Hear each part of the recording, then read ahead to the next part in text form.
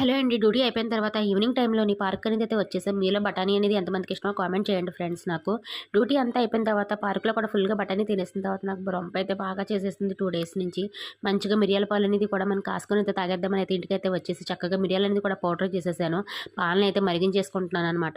ఓ పక్క నుంచి మిరియాలనేది కూడా పౌడర్ అనేది వేసేసుకొని అందులోనే నేను కొంచెం షుగర్ వేసేసి పసుపు కూడా వేసేసుకున్నాను. అయితే పక్కన పెట్టేసుకున్నాను. అలాగే బ్రెడ్ కూడా తీసుకొని 2 బ్రెడ్‌లు అయితే అటు ఇటు కాల్చేసుకున్నాను.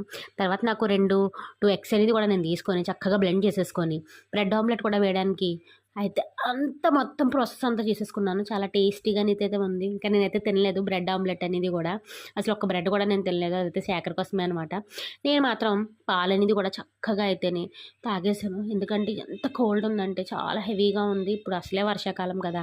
సో వీడియో అనేది మీకు నచ్చినట్టయితే లైక్ చేయండి, షేర్ చేయండి అండ్ సబ్స్క్రైబ్ చేయడం మాత్రం మర్చిపోకండి. మీరు నన్ను ఎప్పుడు కూడా ఇలాగే సపోర్ట్ చేస్తారని అయితే అనుకుంటున్నాను. సో